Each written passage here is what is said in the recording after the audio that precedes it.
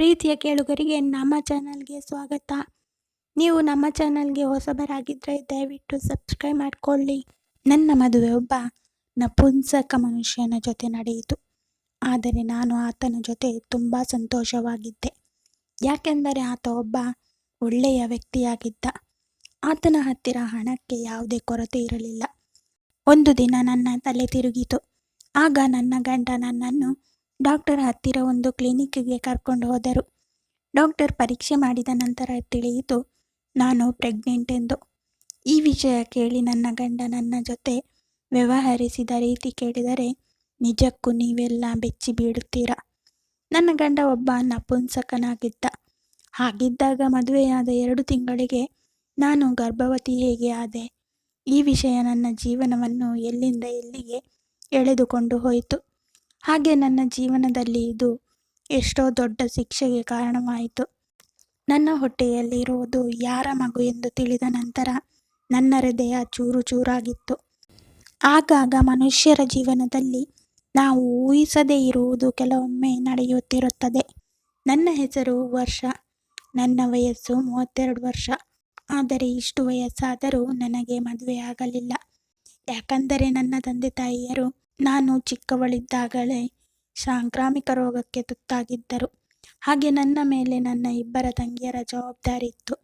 ಚಿಕ್ಕ ಚಿಕ್ಕ ಕೆಲಸಗಳನ್ನು ಮಾಡಿಕೊಳ್ಳುತ್ತಾ ಅವರ ಪಾಲನೆ ಪೋಷಣೆಯನ್ನು ನೋಡಿಕೊಳ್ಳುತ್ತಿದ್ದೆ. ಅವರು ವಯಸ್ಸಿಗೆ ಬಂದ ನಂತರ ಅವರ ಮದುವೆಯನ್ನು ಸಹ ಮಾಡಿಸಿದೆ. ಅವರ ಮದುವೆಗಳ ನಂತರ ನಾನು ಮನೆಯಲ್ಲಿ ಒಬ್ಬಂಟಿಯಾಗಿ ಉಳಿದು ಹೋದೆ. ನಮ್ಮ ತಂದೆ ತಾಯಿಯರ ಆಧಾರ ಚಿಕ್ಕ ವಯಸ್ಸಿನಲ್ಲೇ ಹೋಗಿತ್ತು. ಈಗ ತಂಗಿಯರು ಸಹ ಮದುವೆ ಮಾಡಿಕೊಂಡು ಹೊರಟು ಹೋದರು.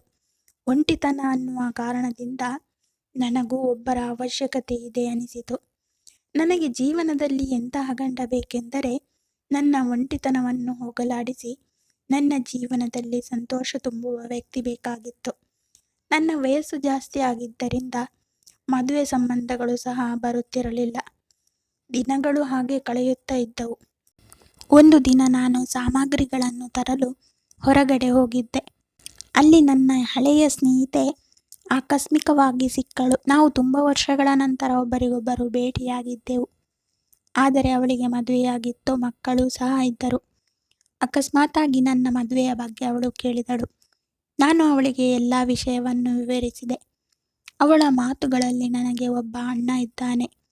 ಆತನ ವಯಸ್ಸು 40 ವರ್ಷ. ಆತನಿಗೆ ಇಷ್ಟಕ್ಕೂ ಮೊದಲೇ ಮದುವೆಯಾಗಿದೆ. ಆದರೆ ಆತನಿಗೆ ಮಕ್ಕಳು ಹುಟ್ಟಿಸುವ ಭಾಗ್ಯ ಇಲ್ಲದೇ ಇರುವುದರಿಂದ ನನ್ನ ಅತ್ತಿಗೆ ಅವರನ್ನು ಬಿಟ್ಟು ಹೊರಟು ಹೋಗಿದ್ದಾಳೆ. ಆದರೆ ಅಣ್ಣನ ಹತ್ತಿರ ಹಣಕ್ಕೆ ಯಾವುದೇ ಕೊರತೆ ಇಲ್ಲ. ಕೇವಲ ಆತನಿಂದ ಮಕ್ಕಳನ್ನು ಕೊಡುವ ಸಾಮರ್ಥ್ಯ ಇಲ್ಲ ಎಂದು ಹೇಳಿದಳು. ಅವಳು ಈ ವಿಷಯವನ್ನು ಹೇಳುತ್ತಿದ್ದಾಗಲೇ ಯೋಚನೆ ಮಾಡದೆ ನಾನು ನನ್ನ ಬಾಯಿಯಿಂದ ಒಂದು ಮಾತನಾಡಿದೆ. ನೀನು ನಿನ್ನ ಅಣ್ಣನ್ನ ನನಗೆ ಕೊಟ್ಟು ಮದುವೆ ಮಾಡು. ಯಾವಾಗಲೂ ನಿಮ್ಮ ಅಣ್ಣನನ್ನು ನಾನು ಬಿಟ್ಟು ಹೋಗುವುದಿಲ್ಲ ಎಂದು ಮಾತು ಕೊಡುತ್ತೇನೆ ಎಂದು ಹೇಳಿಬಿಟ್ಟೆ. ಹಾಗೆ ಆತನಿಗೆ ಈ ವಿಷಯದಿಂದ ಎಂದಿಗೂ ನೋವು ಕೊಡುವುದಿಲ್ಲ ಎಂದು ಹೇಳಿದೆ. ನನ್ನ ಮಾತುಗಳನ್ನು ಕೇಳಿ ನನ್ನ ಸ್ನೇಹಿತೆ ಆಶ್ಚರ್ಯಪಟ್ಟಳು. ನಮ್ಮ ಅಣ್ಣ ಯಾವತ್ತಿಗೂ ತಂದೆ ಆಗುವುದಿಲ್ಲ ಎಂದು ಇಷ್ಟು ದೊಡ್ಡ ಸತ್ಯ ತಿಳಿಸಿದರೂ ಸಹ ನೀನು ಅವನನ್ನು ಮದುವೆ ಮಾಡಿಕೊಳ್ಳುವುದಕ್ಕೆ ಸಿದ್ಧವಾಗಿದ್ದೀಯಾ? ನನ್ನ ಹಾಗೆ ಒಂಟಿಯಾಗಿ ಬದುಕುವುದಕ್ಕಿಂತ ಇದು ಒಳ್ಳೆಯದೇ ಅಲ್ವಾ? ನಿಮ್ಮ ಅಣ್ಣನಿಗೆ ನಾನು ಜೊತೆಯಾಗಿ, ನನಗೆ ನಿಮ್ಮ ಅಣ್ಣ ಜೊತೆಯಾಗಿ ಇರುತ್ತಾರೆ ಅಲ್ವಾ? ಎಷ್ಟು ದಿನ ಒಂಟಿಯಾಗಿರುತ್ತೇನೆ ನಿನಗೆ ಗೊತ್ತಾ? ಒಂದು ವೇಳೆ ನಾನು ತೀರಿಕೊಂಡರೆ ಆ ವಿಷಯ ಯಾರಿಗೂ ತಿಳಿಯದಷ್ಟು ಏಕಾಂಗಿಯಾಗಿ ಬದುಕುತ್ತಿದ್ದೇನೆ. ಆ ಪರಿಸ್ಥಿತಿಯಲ್ಲಿದೆ ನನ್ನ ಜೀವನ ಎಂದು ಹೇಳಿದೆ. ನನ್ನ ನಿರ್ಣಯವನ್ನು ಕೇಳಿ ನನ್ನ ಸ್ನೇಹಿತೆ ತುಂಬ ಖುಷಿಪಟ್ಟಳು. ಯಾಕೆಂದರೆ ಅವರ ಮನೆಯಲ್ಲಿ ಸಹ ಒಬ್ಬ ಹೆಣ್ಣಿನ ಅವಶ್ಯಕತೆ ಇತ್ತು. ಆಕೆಯ ತಾಯಿ ತುಂಬ ವರ್ಷಗಳ ಹಿಂದೆ ತೀರಿಕೊಂಡಿದ್ದರು. ಸರಿ, ನಾನು ಈ ವಿಷಯವನ್ನು ನನ್ನ ಅಣ್ಣನ ಜೊತೆ ಮಾತನಾಡಿ ಹೇಳುತ್ತೇನೆ. ನೀನು ಇದರ ಬಗ್ಗೆ ಹೆಚ್ಚು ಚಿಂತೆ ಮಾಡಬೇಡ. ಖಂಡಿತವಾಗಿ ಈ ಮದುವೆ ನಡೆಯುತ್ತದೆ. ಯಾಕೆಂದರೆ ಅಣ್ಣನಿಗೆ ನಿನ್ನಂತಹ ಹುಡುಗಿಯ ಅವಶ್ಯಕತೆ ಖಂಡಿತ ಇದೆ ಎಂದು ಹೇಳಿ ಹೊರಟಳು. 2 ದಿನಗಳು ಕಳೆದ ನಂತರ ನನ್ನ ಸ್ನೇಹಿತೆ ನನ್ನ ಮನೆಗೆ ಬಂದಳು. ಆಕೆ ತುಂಬ ಸಂತೋಷವಾಗಿದ್ದಳು ಮತ್ತು ಹೇಳಿದಳು, ವರ್ಷ, ನನ್ನ ಅಣ್ಣ ಈ ಮದುವೆಯನ್ನು ಒಪ್ಪಿಕೊಂಡಿದ್ದಾನೆ. ಆದರೆ ಅವನು ಒಂದು ಕಂಡೀಷನ್ ಇಟ್ಟಿದ್ದಾನೆ ಎಂದು ಹೇಳಿದಳು. ಆಗ ನನಗೆ ಗಾಬರಿಯಾಯಿತು. ಆಗ ನಾನು ಸ್ವಲ್ಪ ಚಿಂತೆಯಲ್ಲಿ ಏನದು ಕಂಡೀಷನ್ ಎಂದು ಕೇಳಿದೆ. ಅಣ್ಣ ನಪುಂಸಕನೆಂದು ಹೊರಗಿನ ಪ್ರಪಂಚಕ್ಕೆ ತಿಳಿಯಬಾರದೆಂದು ಹೇಳಿದ್ದಾನೆ ಎಂದಳು. ಆಗ ನಾನು ನಿಟ್ಟುಸಿರು ಬಿಡುತ್ತಾ, ವಿಷಯ ಇಷ್ಟೇನಾ? ನಾನು ಇನ್ನೇನೋ ಅಂದುಕೊಂಡೆ. ಈ ವಿಷಯದಲ್ಲಿ ನೀನು ನಿಮ್ಮ ಅಣ್ಣ ಎಂತಹದೇ ಗೊಂದಲಕ್ಕೆ ಒಳಗಾಗುವ ಅವಶ್ಯಕತೆ ಇಲ್ಲ. ಅಷ್ಟಕ್ಕೂ ನಾನೇ ಒಪ್ಪಿ ಮದುವೆಯಾಗುತ್ತಿರುವಾಗ ನಾನ್ಯಾಕೆ ಸಮಾಜಕ್ಕೆ ತಿಳಿಯುವ ಹಾಗೆ ಮಾಡುತ್ತೇನೆ ಹೇಳು? ನನ್ನ ಗಂಡ ಒಬ್ಬ ನಪುಂಸಕ ಎಂದು. ಚಿಂತೆ ಮಾಡಬೇಡ, ನಾನು ಅಂಥ ಕೆಟ್ಟ ಕೆಲಸ ಎಂದಿಗೂ ಮಾಡುವುದಿಲ್ಲ. ನಂತರ ತುಂಬ ಕಡಿಮೆ ದಿನಗಳಲ್ಲಿ ನನಗೂ ಮತ್ತು ನನ್ನ ಗೆಳತಿಯ ಅಣ್ಣ ಪ್ರದೀಪ್ಗೆ ತುಂಬ ಜೋರಾಗಿ ಮದುವೆ ನಡೆಯಿತು. ಮದುವೆಯ ಖರ್ಚುಗಳನ್ನೆಲ್ಲ ಪ್ರದೀಪ ಅವರೇ ನೋಡಿಕೊಂಡಿದ್ದರು. ಮದುವೆಗೆ ಬಂದ ಸಂಬಂಧಿಕರೆಲ್ಲ ನಮ್ಮನ್ನು ನೋಡಿ ಆಶ್ಚರ್ಯಪಟ್ಟರು. ಒಬ್ಬಂಟಿ ಹುಡುಗಿಗೆ ಇಷ್ಟು ಒಳ್ಳೆಯ ಸಂಬಂಧ ಹೇಗೆ ಸಿಕ್ಕಿತು ಎಂದು. ನನ್ನ ಗಂಡ ನಪುಂಸಕ ಅನ್ನುವ ವಿಷಯವನ್ನು ನಾನು ನನ್ನ ತಂಗಿಯರಿಗೂ ಸಹ ಹೇಳಿರಲಿಲ್ಲ. ನನ್ನ ಮನಸ್ಸಿನಲ್ಲಿಯೇ ಸಮಾಧಿ ಮಾಡಿಕೊಂಡಿದ್ದೆ. ನಾನು ಮದುವೆಯಾಗಿ ಪ್ರದೀಪ್ ಮನೆ ಒಳಗೆ ಹೆಜ್ಜೆ ಇಟ್ಟೆ. ಆತನ ಅದ್ಭುತವಾಗಿರುವ ಮನೆ ನೋಡಿ ನಾನು ಆಶ್ಚರ್ಯಪಟ್ಟೆ. ನಾನು ನನ್ನ ಮದುವೆಯ ಬಗ್ಗೆ ತುಂಬ ಸಂತೋಷವಾಗಿದ್ದೇನೆ. ಯಾಕೆಂದರೆ ನಾನು ಕನಸಿನಲ್ಲಿ ಸಹ ಊಹಿಸಲಿಲ್ಲ ಇಷ್ಟು ಒಳ್ಳೆಯ ಮನೆಗೆ ಸೊಸೆಯಾಗಿ ಬರುತ್ತೇನೆ ಎಂದು. ನನ್ನ ರೂಮನ್ನು ತುಂಬ ಚೆನ್ನಾಗಿ ಅಲಂಕರಿಸಿದ್ದರು. ನಾನು ರೂಮಿನಲ್ಲಿ ಮಂಚದ ಮೇಲೆ ಕುಳಿತುಕೊಂಡು ರಾತ್ರಿ ನನ್ನ ಗಂಡನಿಗೋಸ್ಕರ ಕಾಯುತ್ತಾ ಇದ್ದೆ. ಆಗ ಪ್ರದೀಪ್ ರೂಮಿನೊಳಗೆ ಬಂದ ನಂತರ ಆತನಲ್ಲಿ ಏನೋ ಒಂದು ಸಂಕೋಚ ನಾನು ಗಮನಿಸಿದೆ. ಆತನಲ್ಲಿ ಇರುವ ಲೋಪವನ್ನು ಆಲೋಚಿಸುತ್ತಾ ಗೊಂದಲಕ್ಕೆ ಒಳಗಾದಂತೆ ಅನಿಸಿತು. ನಾನು ಮಾನಸಿಕವಾಗಿ ಮೆಚುರಿಟಿ ಇರುವ ಹುಡುಗಿಯಾಗಿದ್ದೆ. ಅದಕ್ಕೆ ನಾನೇ ಮೊದಲು ಆತನ ಕೈಯಲ್ಲಿ ಕೈ ಇಟ್ಟು, ನಿಮ್ಮ ವಿಷಯ ಎಂದಿಗೂ ಹೊರಗೆ ಹೋಗುವುದಿಲ್ಲ ಎಂದು ಆತನಿಗೆ ನಂಬಿಕೆ ಬರುವ ಹಾಗೆ ಮಾತನಾಡಿದೆ. ನಾನು ನಿಮ್ಮನ್ನು ಯಾವತ್ತೂ ಏನೂ ಅನ್ನುವುದಿಲ್ಲ. ಈ ವಿಷಯದ ಬಗ್ಗೆ ನಿಮಗೆ ಚಿಂತೆ ಬೇಡ. ನಾನೆಲ್ಲವನ್ನು ತಿಳಿದುಕೊಂಡು ಸಿದ್ಧವಾಗಿಯೇ ಮದುವೆಯಾಗಿದ್ದೇನೆ. ನಾನು ಇಷ್ಟು ಮಾತುಗಳನ್ನು ಹೇಳಿದ ನಂತರ ನನ್ನ ಗಂಡನ ಮುಖದಲ್ಲಿ ಕಿರುನಗೆ ಕಾಣಿಸಿತು. ಆತ ಸಂತೋಷವಾಗಿ ನನ್ನ ಕೈಯನ್ನು ಹಿಡಿದು ಮುದ್ದಾಡಿದರು. ನನಗಾಗಿ ಒಂದು ಗಿಫ್ಟನ್ನು ಕೂಡ ತಂದಿದ್ದರು. ಆ ಗಿಫ್ಟ್ ಓಪನ್ ಮಾಡಿ ನೋಡಿದಾಗ ಅದು ವಜ್ರದ ಉಂಗುರವಾಗಿತ್ತು. ಅದನ್ನು ನೋಡಿ ಸಂತೋಷಪಟ್ಟೆ. ಆಗ ಹೇಳಿದರು, ನನ್ನ ಜೀವನದಲ್ಲಿ ಎಲ್ಲ ಸಂಪೂರ್ಣವಾಗಿ ಸಿಕ್ಕಿದೆ ಎಂದು ಅನಿಸಿತು ಎಂದು ಅವರು ಹೇಳಿದರು. ನನಗೂ ಸಹ ಹಾಗೆ ಆಗಿತ್ತು. ನಾನು ಈ ಜೀವನದಲ್ಲಿ ತುಂಬ ಸಂತೋಷವಾಗಿದ್ದೇನೆ. ಆದರೆ ಬರುವ ಕಾಲ ನನ್ನ ಜೊತೆ ಆಟ ಆಡಿಕೊಳ್ಳುತ್ತದೆ ಎಂದು ನಾನು ಗ್ರಹಿಸಲಾಗಲಿಲ್ಲ. ನಾನು ಪ್ರದೀಪ್ ತುಂಬ ಸಂತೋಷವಾಗಿದ್ದೇವೆ. ಪ್ರದೀಪ್ ನನ್ನನ್ನು ಎಷ್ಟು ಪ್ರೀತಿಸುತ್ತಾರೆ ಎಂದರೆ ನನಗೆ ಯಾವುದಕ್ಕೂ ಕೊರತೆ ಮಾಡಿಲ್ಲ.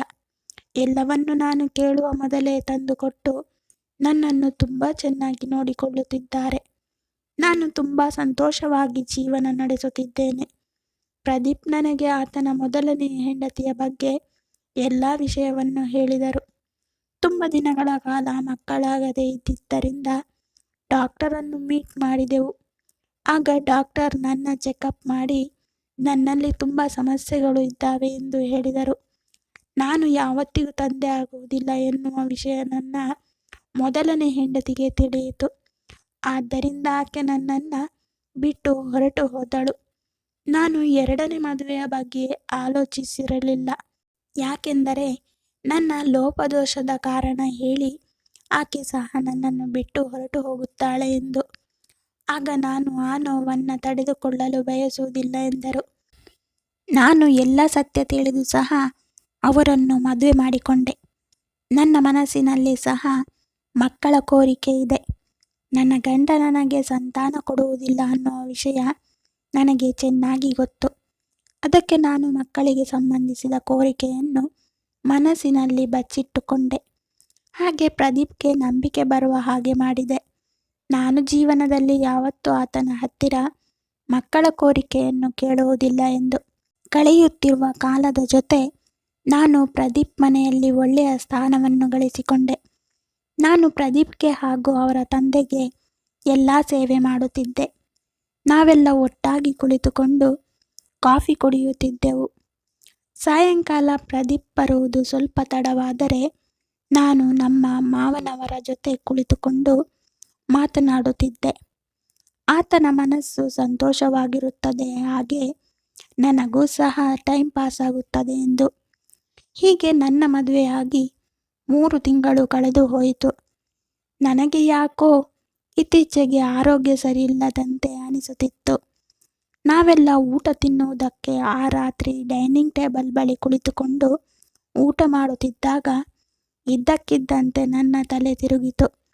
ನಾನು ಕೆಳಗೆ ಬೀಳುವಷ್ಟರಲ್ಲಿ ಪ್ರದೀಪ್ ನನ್ನ ಹಿಡಿದುಕೊಂಡರು. ನನ್ನ ಪರಿಸ್ಥಿತಿಯನ್ನು ನೋಡಿ, ನೀನು ತುಂಬ ಸುಸ್ತಾಗಿರುವ ಹಾಗೆ ಕಾಣಿಸುತ್ತಿದ್ದೆ. ಮನೆಯ ಕೆಲಸಗಳನ್ನೆಲ್ಲ ನೀನೇ ಮಾಡುತ್ತಿದ್ದೀಯ. ಅಂಥ ಟೈಮಿನಲ್ಲಿ ಒಳ್ಳೆಯ ಆಹಾರ ತಿನ್ನಬೇಕಲ್ವಾ? ಈಗ ನೀನು ಊಟ ತಿಂದ ನಂತರ ಡಾಕ್ಟರ್ ಹತ್ತಿರ ಹೋಗೋಣ. ಚೆಕಪ್ ಮಾಡಿ ನೀನು ನಿಶಕ್ತಿ ಆಗದೇ ಇರುವುದಕ್ಕೆ ಔಷಧಿ ಕೊಡುತ್ತಾರೆ. ಅದರಿಂದ ನೀನು ಒಳ್ಳೆಯ ಪೌಷ್ಟಿಕ ಆಹಾರ ತೆಗೆದುಕೊಳ್ಳುತ್ತೀಯ. ಹಾಗೆ ನಿನ್ನ ಶರೀರದಲ್ಲಿರುವ ಬಲಹೀನತೆ ಸಹ ದೂರವಾಗುತ್ತದೆ ಎಂದು ಹೇಳಿದರು. ಆಗ ನಾನು, ಬೇಡ, ನನಗೆ ಅಂಥದ್ದೇನೂ ಆಗಿಲ್ಲ, ಸ್ವಲ್ಪ ಸುಸ್ತಾಗಿದೆ, ಬೇಡ ಎಂದು ಹೇಳಿದೆ. ಆದರೆ ಪ್ರದೀಪ್ ಅಷ್ಟಕ್ಕೆ ತುಂಬ ಭಯಗೊಂಡು ಕರೆದುಕೊಂಡು ಹೋದರು. ಡಾಕ್ಟರ್ ನನ್ನನ್ನು ಚೆಕಪ್ ಮಾಡಿ ರಿಪೋರ್ಟ್ನಲ್ಲಿದ್ದ ವಿಷಯ ಹೇಳಿದರು. ಆ ವಿಷಯ ಕೇಳಿ ನಾವಿಬ್ಬರು ನಡುಗಿ ಹೋದೆವು. ಡಾಕ್ಟರ್ ಖುಷಿಯಿಂದ ವಿಷಯವನ್ನು ನಮಗೆ ತಿಳಿಸಿದರು. ಆದರೆ ನಾನು ಮತ್ತು ಪ್ರದೀಪ್ ಒಬ್ಬರನ್ನೊಬ್ಬರು ತುಂಬ ವಿಚಿತ್ರವಾಗಿ ನೋಡಿಕೊಂಡೆವು. ಯಾಕೆಂದರೆ ಪ್ರದೀಪ್ ತಂದೆ ಆಗುವುದಿಲ್ಲ ಅನ್ನೋ ವಿಷಯ ನಮ್ಮಿಬ್ಬರಿಗೆ ಚೆನ್ನಾಗಿ ಗೊತ್ತಿತ್ತು. ಮತ್ತೆ ಈ ಮಗು ಹೇಗೆ? ನಾನು ಹೇಗೆ ಹೇಳಬಲ್ಲೆ ನಾನು ಹೇಗೆ ಗರ್ಭವತಿಯಾದೆ ಎಂದು? ಆಗ ಪ್ರದೀಪ್ ಅಲ್ಲಿ ಏನು ಮಾತನಾಡದೆ ರಿಪೋರ್ಟ್ ತೆಗೆದುಕೊಂಡು ನನ್ನ ಕೈ ಹಿಡಿದುಕೊಂಡು ಕಾರ್ ಹತ್ತಿರ ಎಳೆದುಕೊಂಡು ಹೋದರು. ನನ್ನನ್ನು ಕಾರಿನಲ್ಲಿ ತಳ್ಳಿ ಕಾರನ್ನು ವೇಗವಾಗಿ ಓಡಿಸುತ್ತಿದ್ದರು. ಅಷ್ಟಕ್ಕೂ ಇಲ್ಲಿ ಏನು ನಡೆಯುತ್ತಿದೆ ಎನ್ನುವುದು ನನಗೆ ಅರ್ಥವಾಗಲಿಲ್ಲ. ನಾವು ಮನೆ ತಲುಪುವಷ್ಟರಲ್ಲಿ ನಮ್ಮ ಮಾವನವರು ನಮಗೋಸ್ಕರ ಎದುರು ನೋಡುತ್ತಾ ಇದ್ದರು. ನಾವು ಮನೆಗೆ ಹೋದ ತಕ್ಷಣ ಗಾಬರಿಯಿಂದ ಸೊಸೆಯ ಆರೋಗ್ಯ ಹೇಗಿದೆ, ಡಾಕ್ಟರ್ ಏನು ಹೇಳಿದರು ಎಂದು ಕೇಳಿದರು. ಪ್ರದೀಪ್ಗೆ ತುಂಬ ಕೋಪ ಜಾಸ್ತಿಯಾಗಿ ಆತ ಕೋಪದಿಂದ ನಿಮ್ಮ ಸೊಸೆ ಗರ್ಭಿಣಿಯಾಗಿದ್ದಾಳೆ ಎಂದರು. ಪ್ರದೀಪನ ಮಾತುಗಳನ್ನು ಕೇಳಿ ಮಾವನಿಗೆ ಸಿಡಿಲು ಬಡಿದಂತಾಗಿತ್ತು.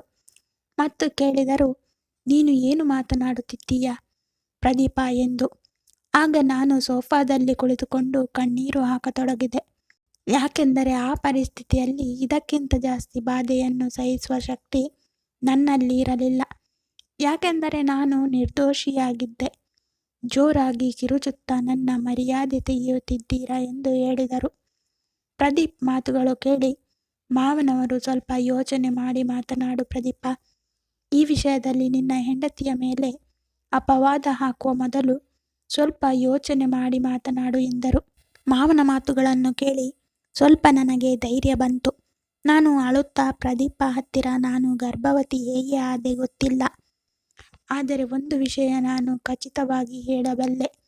ನನ್ನ ಜೀವನದಲ್ಲಿ ನೀವು ಬಿಟ್ಟರೆ ಬೇರೆ ಯಾವ ಪುರುಷರೂ ಇಲ್ಲ ಅಂದಾಗ ಪ್ರದೀಪ್ ಕೋಪದಿಂದ, ನೀನು ಬಾಯಿ ಮುಚ್ಚಿಕೊಂಡು ಇದ್ದರೆ ಸರಿ, ಇಲ್ಲದಿದ್ದರೆ ಈ ದಿನ ನಾನು ಏನು ಮಾಡುತ್ತೇನೆ ಎಂದು ನನಗೆ ಗೊತ್ತಿಲ್ಲ. ಈ ದಿನ ನನಗೆ ಎಲ್ಲವೂ ಅರ್ಥವಾಗಿದೆ. ನಿನಗೆ ಇಷ್ಟು ವಯಸ್ಸಾದರೂ ಯಾಕೆ ಮದುವೆಯಾಗಲಿಲ್ಲ ಎಂದು. ಹಾಗೆ ನೀನು ನನ್ನನ್ನು ಯಾಕೆ ಮದುವೆ ಮಾಡಿಕೊಂಡೆ? ಅಂದರೆ ನಾನು ತಂದೆ ಆಗುವುದಿಲ್ಲ, ಆದ್ದರಿಂದ ನೀನು ಮಾಡುವ ಕೆಲಸಕ್ಕೆ ಬಾರದ ಕೆಲಸವನ್ನು ನಾನು ಭರಿಸುತ್ತೇನೆ ಅಂದುಕೊಂಡೆ ಅಲ್ಲವೇ? ಇನ್ನೊಬ್ಬರ ಮಗುವನ್ನು ನನ್ನ ಮಗು ಎಂದು ಬೆಳೆಸುವುದಕ್ಕೆ ನಾನು ಹುಚ್ಚನಲ್ಲ. ಅದಕ್ಕೆ ಈಗ ನೀನು ನಿನ್ನ ವಸ್ತುಗಳನ್ನು ಪ್ಯಾಕ್ ಮಾಡಿಕೊಂಡು ಇಲ್ಲಿಂದ ಹೊರಟು ಹೋಗು, ಅದು ನಿನಗೆ ಒಳ್ಳೆಯದು ಎಂದರು. ಮಾವನವರು ಪ್ರದೀಪ್ನನ್ನು ಸಮಾಧಾನಪಡಿಸುವುದಕ್ಕೆ ತುಂಬ ಪ್ರಯತ್ನಪಟ್ಟರು. ಆದರೆ ಅವರು ಕೋಪದಿಂದ ಹುಚ್ಚುಚ್ಚಾಗಿ ವರ್ತಿಸುತ್ತಿದ್ದರು. ಅವರು ಯಾರ ಮಾತನ್ನು ಕೇಳುವ ಪರಿಸ್ಥಿತಿಯಲ್ಲಿ ಇರಲಿಲ್ಲ. ಅವರು ಯಾರ ಮಾತನ್ನು ಕೇಳುತ್ತಿಲ್ಲ. ನಿಜ ಏನೆಂದು ಅರ್ಥ ಮಾಡಿಕೊಳ್ಳುವುದಕ್ಕೂ ಸಹ ಪ್ರಯತ್ನಿಸುತ್ತಿಲ್ಲ. ಅವರು ನನ್ನ ಕೈಯನ್ನು ಹಿಡಿದುಕೊಂಡು ಮನೆಯಿಂದ ಹೊರಗಡೆ ಎಳೆದುಕೊಂಡು ಹೋಗಿ ಮನೆಯಿಂದ ಆಚೆ ಬಿಟ್ಟರು. ನಾನು ಎಷ್ಟು ಕೇಳಿಕೊಂಡರೂ ಬಾಗಿಲು ತೆಗೆಯಲಿಲ್ಲ. ಬೇರೆ ದಾರಿ ಇಲ್ಲದೆ ನಾನು ನನ್ನ ಮನೆಗೆ ವಾಪಸ್ ಬಂದೆ. ಪ್ರದೀಪ್ ಜೊತೆ ನನ್ನ ಪರಿಚಯ ಎಲ್ಲಿಂದ ಶುರುವಾಯಿತೋ ಅಲ್ಲೇ ಮುಗಿದು ಹೋದಂತೆ ಅನಿಸಿತು. ಇದೆಲ್ಲವನ್ನು ಯೋಚಿಸುತ್ತಾ ನನ್ನ ಆರೋಗ್ಯ ಹಾಳಾಯಿತು. ಆದರೆ ಈಗಲೂ ನಾನು ಪ್ರದೀಪ್ ಬಗ್ಗೆ ಯೋಚನೆ ಮಾಡುತ್ತಲೇ ಇದ್ದೇನೆ. ಯಾಕೆಂದರೆ ನಾನು ಆತನನ್ನು ತುಂಬ ಪ್ರೀತಿಸುತ್ತಿದ್ದೇನೆ. ನಾನು ರಾತ್ರಿಯೆಲ್ಲ ಅಳುತ್ತಲೇ ಇದ್ದೆ. ಹತ್ತು ಯಾವಾಗ ನಿದ್ರೆಗೆ ಜಾರಿದೆನೋ ನನಗೆ ತಿಳಿಯಲಿಲ್ಲ. ಯಾರೋ ಬಾಗಿಲು ತಟ್ಟಿದ ಶಬ್ದ ಬಂದಿದ್ದರಿಂದ ನನಗೆ ಎಚ್ಚರವಾಯಿತು. ನಾನು ನಿಧಾನವಾಗಿ ಹೋಗಿ ಬಾಗಿಲು ತೆಗೆದೆ. ಎದುರುಗಡೆ ಅದೇ ನನ್ನ ಗೆಳತಿ, ಅಂದರೆ ನನ್ನ ಗಂಡನ ತಂಗಿ ನಿಂತುಕೊಂಡಿದ್ದಳು. ಅವಳನ್ನು ನೋಡಿ ಅಳುತ್ತಾ ಆಕೆಯನ್ನು ತಬ್ಬಿಕೊಂಡೆ ಮತ್ತು ಅವಳ ಹತ್ತಿರ ಹೇಳಿದೆ, ನಾನು ನಿಜವಾಗಿಯೂ ನಿರ್ದೋಷಿ ಎಂದು ಮತ್ತು ನಾನು ಹೇಗೆ ಗರ್ಭ ಧರಿಸಿದೆನೋ ನನಗೆ ಗೊತ್ತಿಲ್ಲ ಎಂದು. ಆದರೆ ಅವಳು ಕೇವಲ ನನ್ನ ನಾದಿನಿ ಮಾತ್ರ ಅಲ್ಲ, ನನ್ನ ಸ್ನೇಹಿತೆಯೂ ಕೂಡ ಆಗಿದ್ದಳು. ಆಕೆ ನನ್ನನ್ನು ಸುಧಾರಿಸುತ್ತಾ, ನೀನೇನು ಬಾಧೆ ಪಡಬೇಡ, ನಾನು ಅಣ್ಣನ ಬಳಿ ಮಾತನಾಡುತ್ತೇನೆ, ಎಲ್ಲ ಸರಿ ಹೋಗುತ್ತದೆ ಎಂದು ಹೇಳಿ ಸಮಾಧಾನ ಮಾಡಿ ಹೊರಟು ಹೋದಳು. ಅವಳು ಈ ಸಮಸ್ಯೆಯನ್ನು ಹೇಗೆ ಬಗೆಹರಿಸುತ್ತಾಳೆ ಎಂದು ನನಗೆ ಅರ್ಥವಾಗಲಿಲ್ಲ. ಆದರೆ ಭರವಸೆಯನ್ನು ನೀಡಿ ಹೋದಳು. ಆಕೆ ಮಾತುಗಳ ಮೇಲೆ ನನಗೆ ನಂಬಿಕೆ ಬರುತ್ತಿರಲಿಲ್ಲ. ತುಂಬ ಯೋಚಿಸಿದ ನಂತರ ನನ್ನ ಮನಸ್ಸಿನಲ್ಲಿ ಒಂದು ಯೋಚನೆ ಬಂತು. ನಮ್ಮ ಮಾವನವರು ನನ್ನ ಜೊತೆ ತಪ್ಪಾಗಿ ವ್ಯವಹರಿಸಲಿಲ್ಲ ಅಲ್ಲವೇ? ಯಾಕೆಂದರೆ ಮದುವೆ ನಂತರ ನನ್ನ ಜೀವನದಲ್ಲಿ ಪ್ರದೀಪ್ ಬಿಟ್ಟರೆ ಬೇರೆ ಪುರುಷ ಯಾರೂ ಇಲ್ಲ. ಕೇವಲ ಮಾವನವರು ಬಿಟ್ಟರೆ ಹಗಲು ರಾತ್ರಿ ಆತ ಮನೆಯಲ್ಲಿ ಇರುತ್ತಿದ್ದರು. ಆಗಾಗ ನನ್ನ ಗಂಡ ಆಫೀಸ್ನಿಂದ ಬರುವುದಕ್ಕೆ ರಾತ್ರಿ ತುಂಬ ತಡವಾಗುತ್ತಿತ್ತು. ಆ ಸಮಯದಲ್ಲಿ ನಾನು ಬೇಗ ಊಟ ತಿಂದು ನನ್ನ ರೂಮಿನಲ್ಲಿ ಮಲಗಿರುತ್ತಿದ್ದೆ. ಆಗ ಮಾವನವರು ನನ್ನ ಜೊತೆ ಏನಾದರೂ ತಪ್ಪಾಗಿ ವ್ಯವಹರಿಸಿದ್ದಾರಾ? ಅಸಲಿಗೆ ಈ ವಿಷಯದ ಬಗ್ಗೆ ಆಲೋಚಿಸಿದರೆ ನನಗೆ ಹುಚ್ಚು ಹಿಡಿದಂತೆ ಆಗುತ್ತಿತ್ತು. ನನ್ನ ಮಾವ ನನ್ನ ಮೇಲೆ ತುಂಬ ಅಭಿಮಾನ ತೋರಿಸುತ್ತಿದ್ದರು. ನನ್ನನ್ನು ಜಾಗೃತಿಯಿಂದ ನೋಡಿಕೊಳ್ಳುತ್ತಿದ್ದರು. ನನ್ನ ಮನಸ್ಸಿನಲ್ಲಿ ಆತನ ಮೇಲೆ ಯಾಕೆ ಅನುಮಾನ ಬರುತ್ತಿದೆ? ಇದೇ ಆಲೋಚನೆಯಲ್ಲಿ 1 ವಾರ ಕಳೆದು ಹೋಯಿತು. ಪ್ರತಿದಿನ ದೇವರ ಹತ್ತಿರ ಒಂದೇ ಪ್ರಾರ್ಥನೆ ಮಾಡುತ್ತಿದ್ದೆ, ದೇವರೇ, ನನ್ನನ್ನು ನಿರ್ದೋಷಿಯನ್ನಾಗಿ ನಿರೂಪಿಸು ಎಂದು. ನನ್ನ ಗಂಡನ ಜೊತೆ ಮತ್ತೆ ನನ್ನ ಜೀವನವನ್ನು ಮುಂದುವರಿಸುವ ಹಾಗೆ ಮಾಡು ಎಂದು ಕೇಳಿಕೊಳ್ಳುತ್ತಿದ್ದೆ. ನನ್ನ 2 ತಂಗಿಯರು ಅವರ ಜೀವನದಲ್ಲಿ ಎಷ್ಟು ಮುಳುಗಿ ಹೋಗಿದ್ದರೆಂದರೆ ನಿಜವಾಗಿಯೂ ಅವರಿಗೆ ನನ್ನ ಬಗ್ಗೆ ನಾನು ಇರುವುದೇ ಮರೆತು ಹೋಗಿದ್ದಾರೆ ಎನ್ನುವಷ್ಟು. ನಾನು ಅವರನ್ನು ಒಬ್ಬ ತಾಯಿಯಾಗಿ ತಂದೆಯಾಗಿ ನೋಡಿಕೊಂಡರೂ ಅವರಿಗೆ ನನ್ನ ಮೇಲೆ ಪ್ರೀತಿಯೇ ಇರಲಿಲ್ಲ.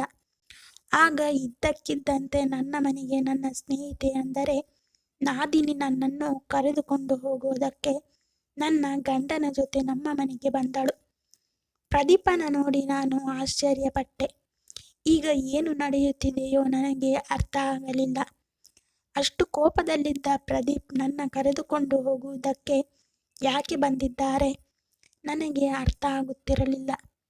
ನನಗೆ ಕೇವಲ ಅವರ ಜೀವನದಲ್ಲಿ ಮತ್ತೆ ಸೇರಿಕೊಳ್ಳುವುದಕ್ಕೆ ಅವಕಾಶ ಸಿಕ್ಕಿದೆ ಎಂದು ಸಂತೋಷ ಪಡುತ್ತಿದ್ದೆ. ನಾನು ಅವರನ್ನು ಏನು ಕೇಳದೆ ಅವರ ಜೊತೆ ಹೋಗಿ ಕಾರಿನಲ್ಲಿ ಕುಳಿತುಕೊಂಡೆ. ಮನೆಗೆ ಹೋಗಿ ನೋಡಿದರೆ ಅಲ್ಲಿ ದೊಡ್ಡ ಆಶ್ಚರ್ಯವೇ ಕಾದಿತ್ತು. ಯಾಕೆಂದರೆ ಮನೆಯೆಲ್ಲ ತುಂಬ ಚೆನ್ನಾಗಿ ಅಲಂಕರಿಸಲಾಗಿತ್ತು. ನಮ್ಮ ಮಾವನವರು ತುಂಬ ಸಂತೋಷದಿಂದ ನನ್ನ ಸ್ವಾಗತಿಸಿದರು. ಇಲ್ಲಿ ಏನು ನಡೆಯುತ್ತಿದೆಯೋ ತಿಳಿಯದೆ ನನಗೆ ಗೊಂದಲ ಶುರುವಾಯಿತು. ನನ್ನ ಸ್ನೇಹಿತೆ ನನ್ನ ಪ್ರೀತಿಯಿಂದ ತಬ್ಬಿಕೊಂಡು, ನಿನಗೆ ತುಂಬ ಧನ್ಯವಾದಗಳು. ನೀನು ಇಷ್ಟು ಬೇಗ ನನಗೆ ಸೊಸೆನ ಕೊಟ್ಟು ನನಗೆ ಅತ್ತೆಯಾಗುವ ಭಾಗ್ಯ ಕಲ್ಪಿಸಿದ್ದಕ್ಕೆ ಎಂದಳು. ಆಗ ಪ್ರದೀಪ್ ಕಡೆಗೆ ಹಾಗೆ ತಿರುಗಿ ನೋಡಿದೆ. ನನ್ನ ನಾದಿನಿ, ಅಂದರೆ ನನ್ನ ಸ್ನೇಹಿತೆ, ನನಗೆ ಸತ್ಯದ ಎಲ್ಲ ವಿಷಯ ಹೇಳಲು ಶುರು ಮಾಡಿದಳು. ನೀನು ತುಂಬ ಒಳ್ಳೆಯ ಹುಡುಗಿ ವರ್ಷ. ನಮ್ಮ ತಂದೆಗೆ ನಿನ್ನ ಮೇಲೆ ತುಂಬ ನಂಬಿಕೆ ಇದೆ. ನೀನು ಯಾವಾಗಲೂ ತಪ್ಪು ಕೆಲಸ ಮಾಡುವುದಿಲ್ಲ ಎಂದು ಅಪ್ಪ ಹೇಳುತ್ತಿದ್ದರು. ಅದಕ್ಕೆ ಅಣ್ಣನನ್ನು ಯಾವ ಡಾಕ್ಟರ್ ಮುಂಚೆ ಪರೀಕ್ಷಿಸಿದ್ದರೋ ಆ ಡಾಕ್ಟರ್ ಹತ್ತಿರ ಮತ್ತೆ ಹೋದೆವು. ಹಿಂದೆ ಆ ಡಾಕ್ಟರ್ ನೀವು ಎಂದಿಗೂ ತಂದೆಯಾಗಲು ಸಾಧ್ಯವಿಲ್ಲ ಎಂದು ಹೇಳಿದ್ದರು ಮತ್ತು ನಮ್ಮನ್ನು ನೋಡಿದ ತಕ್ಷಣ ಗುರುತು ಹಿಡಿದರು. ಆಗ ಅಣ್ಣ ಕೇಳಿದ, ನೀವು ನನಗೆ ಮಕ್ಕಳಾಗುವ ಭಾಗ್ಯ ಇಲ್ಲ ಎಂದು ಹೇಳಿದ್ದೀರಿ.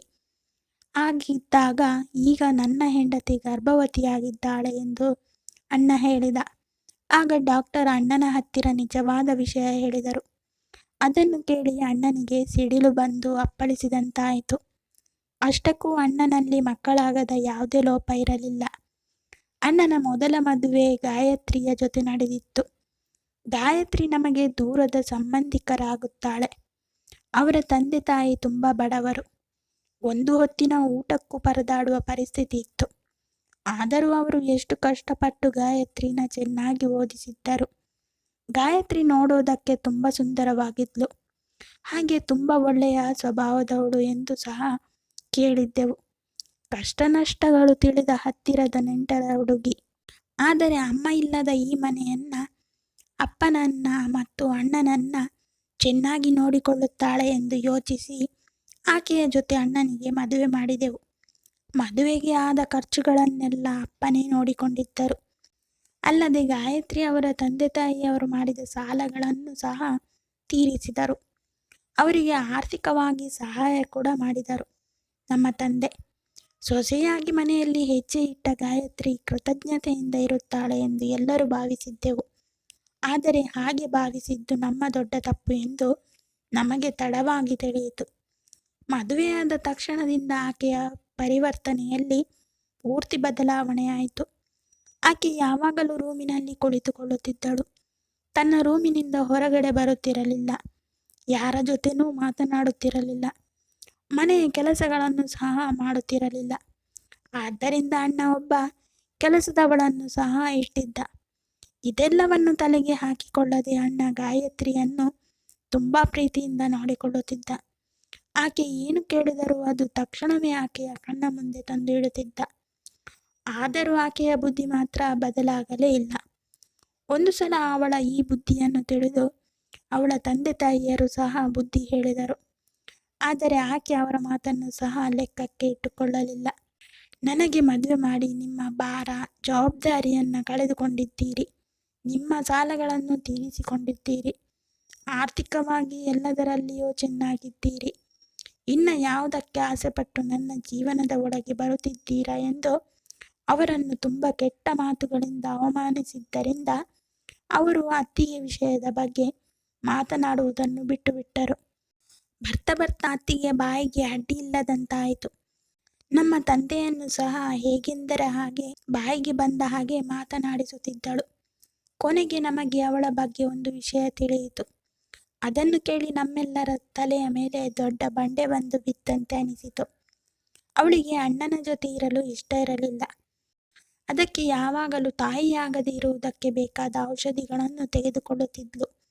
ಹಾಗೆ ಅಣ್ಣನ ಮೇಲೆ ನಪುಂಸಕ ಎನ್ನುವ ಬಿರುದನ್ನು ಕೊಟ್ಟಳು. ಅಣ್ಣನಿಂದ ದೂರ ಹೋಗಬೇಕೆಂದು ಅಂದುಕೊಂಡಳು. ಆತ ಯಾವತ್ತಿಗೂ ತಂದೆ ಆಗುವುದಿಲ್ಲ ಎಂದು ಅಂದುಕೊಳ್ಳುವ ಹಾಗೆ ಡಾಕ್ಟರ್ ಹತ್ತಿರ ಸುಳ್ಳು ರಿಪೋರ್ಟ್ ರೆಡಿ ಮಾಡಿಸಿದ್ದಳು. ನೀನೊಬ್ಬ ನಪುಂಸಕ ಎಂದು ಹೇಳುತ್ತಾ ಮಾತನಾಡುತ್ತಿದ್ದರು.